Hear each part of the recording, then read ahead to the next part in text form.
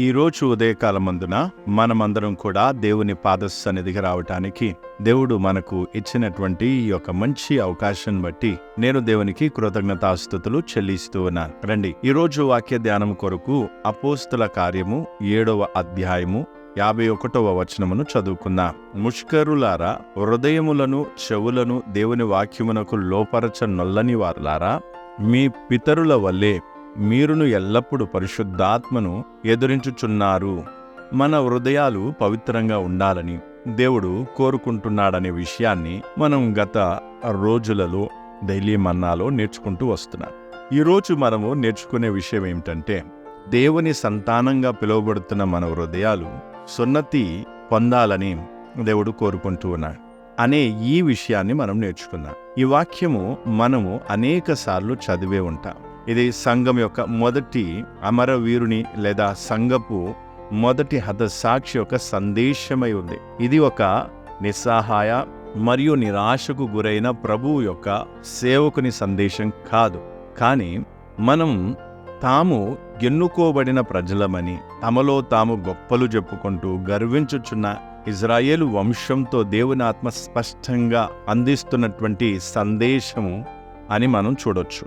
ఇప్పుడు క్రొత్త నిబంధనలో దేవుని ఆత్మ సంఘమును నిర్మించే నూతన కార్యమును ప్రారంభించినప్పుడు దేవుని ఆత్మ తన సేవకుని ద్వారా తన కార్యమును బయలుపరుస్తూ ఉంటాడు. అలాగే తన సంఘం యొక్క సిద్ధాంతాన్ని తన ప్రజల ఎదుట పెడుతూ ఉంటాడు.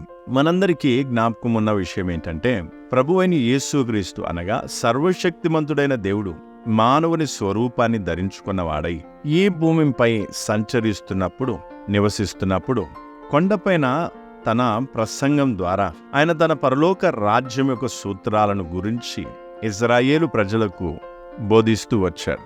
ఈ మానవ సూత్రాల కంటే పరలోక రాజ్య సూత్రాలు ఎంతో ఉన్నతమైనవని బోధించాడు. కానీ ఇజ్రాయేలు ప్రజలు ఆయనను అంగీకరించలేదు. ఎందుకంటే వారి ఆశ వేరేగా ఉండేది, వారి ఆలోచన వేరేగా ఉండేది. కాబట్టి యేసు ప్రభు యొక్క మాటలను అంగీకరించడం వారికి అంత సులభం, అంత ఈజీగా వారికి అనిపించలే.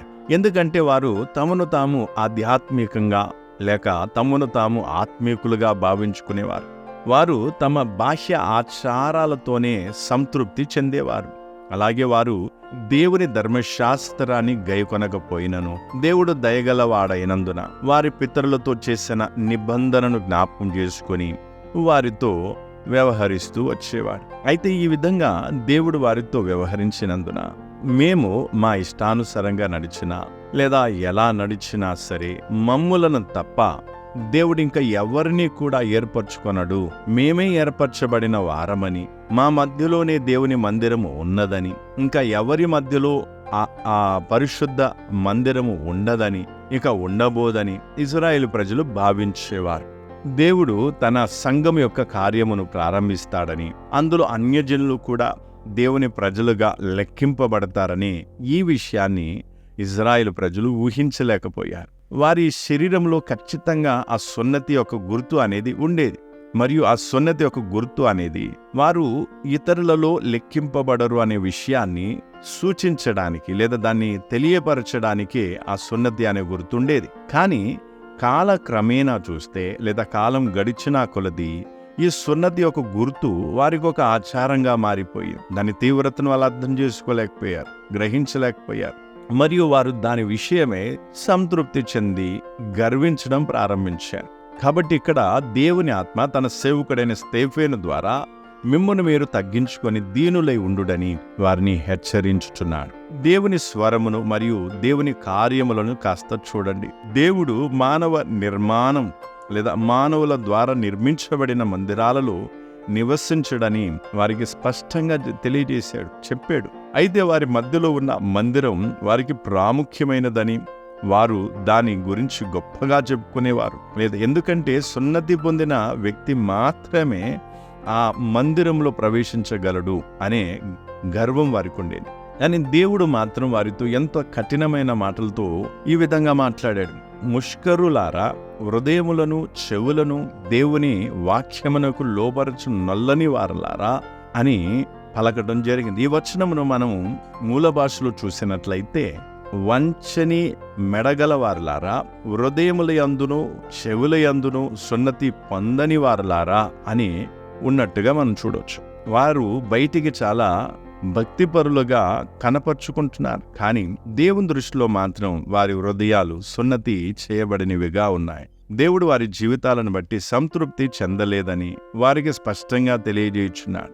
వారి హృదయాలు ఈ లోకం నుండి వేరుగా ఉండాలని మరియు దేవుని ఆజ్ఞలను గైకొనాలని దేవుడు వారి నుండి కోరుకుంటున్నాడు. ఒకవేళ వాళ్ళ హృదయాలు సున్నతి చేయబడకపోతే వారికి అన్యజనులకు మధ్య ఎటువంటి తేడా అనేది ఉండేది కాదు. అయితే ఇజ్రాయేలీయులు మమ్మను దేవుడు ఏర్పరచుకున్నాడు అని ఈ విషయాన్ని మర్చిపోయారు. భౌతికమైన సున్నతి యొక్క చర్య అనేది స్వల్పకాలమే ఉంటుంది, కానీ కొత్త నిబంధనలో ఉన్న మన హృదయాలు ప్రతిరోజు సున్నతి పొందాలని, మనం ఆ బాధను ప్రతిరోజు భరించాలని దేవుడు కోరుకుంటున్నాడు. ఎందుకంటే ఆ బాధ మనము దేవుని కొరకు వేరు చేయబడిన ప్రజలమని ఎల్లప్పుడూ కూడా మనకు గుర్తు చేస్తూ ఉంటుంది.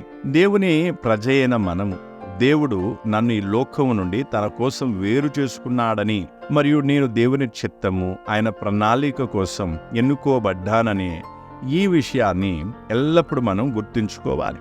మన క్రైస్తవ జీవితం కేవలం నీటి బాప్టిజం తీసుకోవడం, ప్రార్థన చేయటం, చర్చికి వెళ్ళటం, పాటలు పాడటం, ప్రభు బల్లలో పాల్గొనటం, దేవునికి కానుకలు ఇవ్వటం వంటి ఆచారాలకు మాత్రమే పరిమితి కాదు.